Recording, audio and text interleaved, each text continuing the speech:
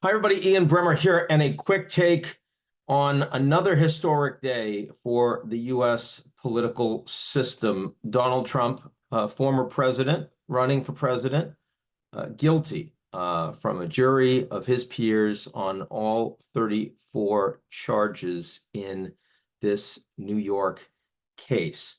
It is an extraordinary day.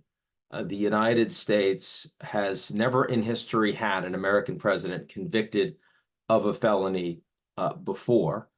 There are, of course, lots of unprecedented things that happen in the U.S. political system right now. Trump's dual impeachments, both of which led to acquittals, the challenges of the Supreme Court, the Speaker of the House. I mean, you name it. Right now, January 6th, America's doing it, this is should not be normalized, and yet American citizens are increasingly come to expect the unexpected from their political system. This case is the structurally weakest in the sense that it's the least significant crimes that he has been accused of, that he's been indicted for across the country. We look at the cases of the mishandling and lying about classified information, or the Georgia efforts to overturn the election, or of course the January 6th related cases. Those are much more serious in terms of impact on the US political system and the role of Donald Trump as president. But this is the case that has moved the fastest, and this is the case that has now returned the convictions. Let's look at the case itself for a moment. The verdict and even the potential jail time that comes from it will have no impact on Trump's ability to run for or to serve as president should he win, though it's also true that he cannot pardon himself because they're state charges, they aren't federal charges. So if he wins, he's still a convicted felon, but he's also president again. And yes, he can still vote. Everyone's saying, no, he can't vote because Florida says felons can't vote.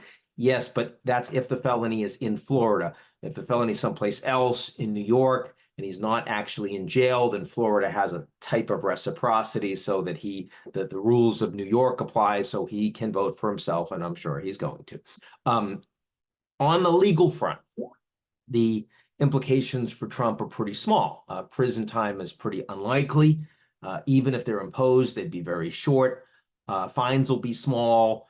And Trump is also almost certainly going to appeal this guilty verdict through the New York court system and potentially eventually to the Supreme Court, which is going to take months. That you don't necessarily have given the upcoming election. And during that time, sentencing is likely to be postponed. And the focus of the appeal is going to be on the decision of the prosecution, which was quite controversial and seen to be politicized, to upgrade the charges from misdemeanors to felonies based on the legal theory that the fraud that Trump committed were attempted violations of a federal law. So that's the case itself. What about the election? Does it now make it less likely that Trump wins? Maybe. I might even say probably, but only a little. First point, we are still 6 months away from this election. That is a very long time. The entire UK election is like 6 weeks from when they declare it to when it happens. The United States, in all of America's collective wisdom, the most expensive, the biggest spectacle, and this is going on and on and on. And I suspect that a lot of what's happening today will feel like history by the time we actually get to November. Now, having said that, independents have consistently said over the past months that they will be less likely to vote for Trump if he is convicted. A lot of them say that, and there are a lot of independents. Fewer people are actually registered as Republicans or Democrats in today's United States. The GOP is very likely to continue to vote for him. In fact, many, I think, will be more strong in their conviction to support Trump because they feel that this is a witch hunt. Now, I do think that there are centrist Republicans that are not comfortable with a lot of who Trump is. But because pretty much every leader of the Republican Party, the governors, the senators, the members of the House, have all lined up behind Trump with loyalty, his coattail effect is probably going to be significant to the voters. And, you know, Nikki Haley, who continues to poll about like 20%, even though she's already withdrawn, she has come out and said, I'm supporting Trump. Can't support Biden, got to support Trump. Why? Because she wants to be Secretary of State, and her personal ambition matters a lot more to her than whether or not she sees Trump as unfit.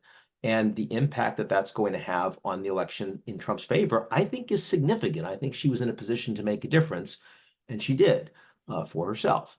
And that is part of the reason why U.S. democracy is in crisis, is because so many political leaders for so long have been making decisions just like that. And that's not just the Republicans, that's the Democrats too. Now, I still think Trump can absolutely win again. This is a close race. It's going to be decided in a small number of states.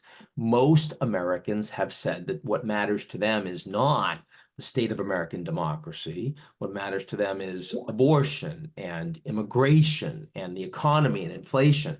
And I suspect that that is still going to be true 2 months from now, 4 months from now, 6 months now. And that, you know, as much as people were up in arms about the Stop the Steal movement after January 6th, or as much as they were up in arms about the Access Hollywood tapes when Trump was running against Hillary Clinton, they quickly forgot about it. And I suspect that, you know, this is more significant, but still ultimately most Americans are going to continue to vote for what they say has been most important to them. And that's not the state of American democracy. Again, a big reason why U.S. democracy is in crisis. But perhaps the most important point here is justice needs to be done in the United States. It also needs to be seen to be done. And in the U.S. today, the level of division, the level of mistrust, the level of suspicion among American citizens means that almost every Trump supporter believes that justice has not been done, that this was a witch hunt, that this was trumped up charges and fake, driven by President Biden himself to ensure that Trump cannot be president again. That is certainly the belief of a large number of Trump supporters, and Trump and his advisors and his campaign leaders will do everything they can to promote that narrative. And that is incredibly dangerous for a democracy. That is an indication that U.S. democracy is in deep crisis in a way that is much, much more structurally challenging than in any other advanced democracy today. You could not say that about Canada or Japan or the United Kingdom or Germany or even France or Italy. It is the United States uniquely among wealthy democracies that has a political system that large numbers of its people, its own citizens, no longer believe in, don't know what it stands for, don't think it's legitimate. And that, with two deeply unpopular candidates who stand for radically different visions of the world and the United States, is a very, very dangerous place to be. And I think that whoever you're rooting for, whoever you're voting for, the strength of the U.S. political system today is in question. And around the world, those of you that are watching this that aren't Americans, you know, your views of the United States, your willingness to believe in the U.S. and believe in the commitments that the Americans make over time are being deeply challenged, are being shaken by what you see in the U.S. today and what you're going to see over the coming months. I certainly hope that we don't see significant political violence on the back of this, though I think it's certainly possible, and the likelihood of that as the election gets closer is growing. And I certainly hope that the United States is able to run a free and fair election, but it also has to be seen to be free and fair. And there, I don't think that is likely at all come November. And as an American who considers himself a patriot and believes in my country, I'm deeply concerned and saddened about that. That's not going to make me stop working. That's not going to quiet my voice. Not going to reduce what I'm saying to all of you out there. But I have to be honest about what I see, and that's where we are. So anyway, some thoughts for today. I hope everyone's well, and I'll talk to you all real soon.